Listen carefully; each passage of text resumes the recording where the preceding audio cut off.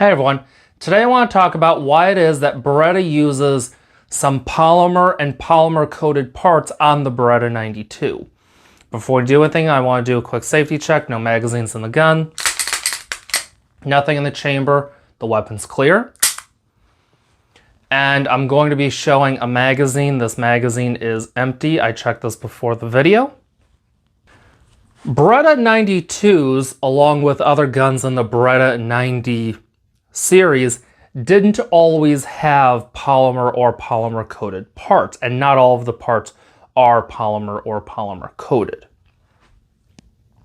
The reason why Beretta went to polymer or polymer coating on some of the parts is they are lighter than the metal parts, and also in some cases they do actually perform better than the metal parts. On the guide rod, for example, this is a polymer guide rod, and this is lighter than the metal guide rod, plus it has the ability to flex, as you can see. Some people worry about bending a steel guide rod. Personally, I wouldn't worry too much about bending a steel guide rod, but the polymer guide rod is lighter. And also, one thing that a lot of people don't know is polymer or polymer coated parts are self-lubricating. Many people believe the trigger to be polymer, and this is not the case. If I were to take a magnet and hold it up to that, it would stick.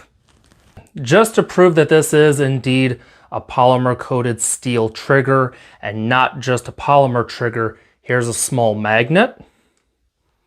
And as you can see, the magnet is on the trigger. So that is polymer coated steel. The reason for the polymer coating on the trigger is for two reasons. One reason is corrosion resistance, and the other is because the polymer is self-lubricating.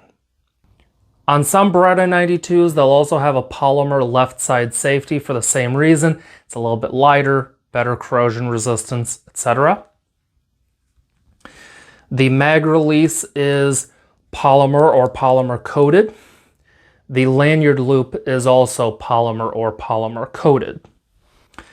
Now in the magazines, the move to the polymer was actually better than the aluminum parts for a couple reasons. On the magazines, the floor plates, when they were aluminum, were actually quite often cracking when they hit concrete. So there was a request from military for something tougher, so this switch was made to polymer, and these are actually tougher.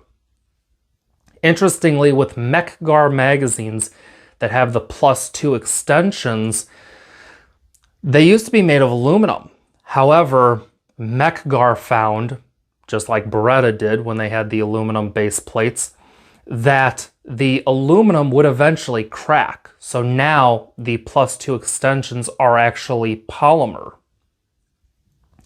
Now on the follower, it wasn't for durability why they switched to polymer.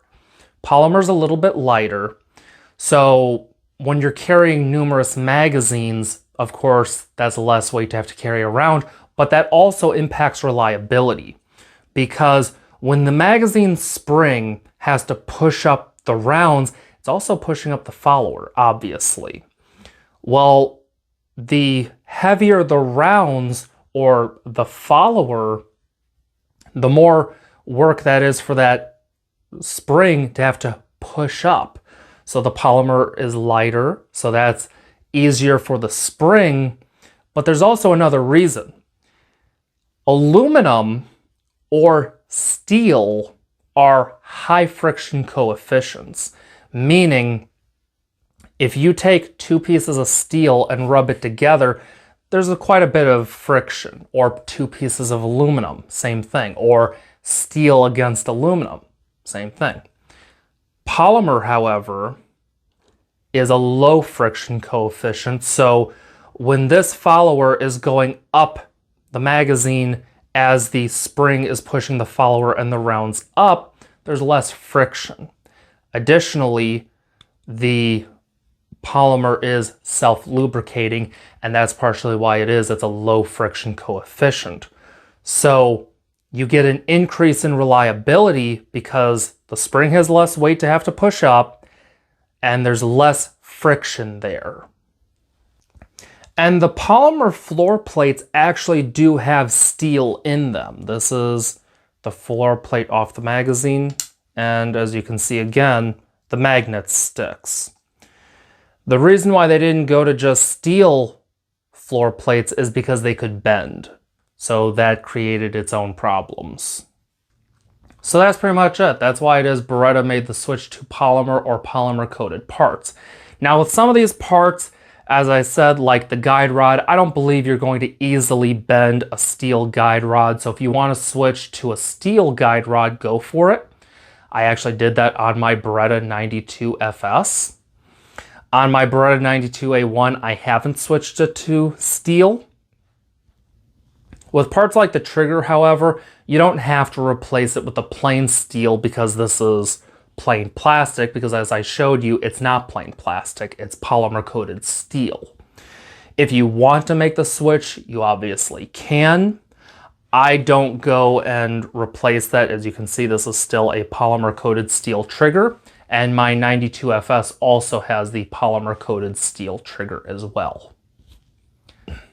On magazine parts, I personally wouldn't go changing it either, just because, you know, the testing has already been done and the polymer is superior to the aluminum. If you want the aluminum, you definitely can get it, but personally, I see no reason to change it. So that's it. Thanks for watching, and I'll see you next video.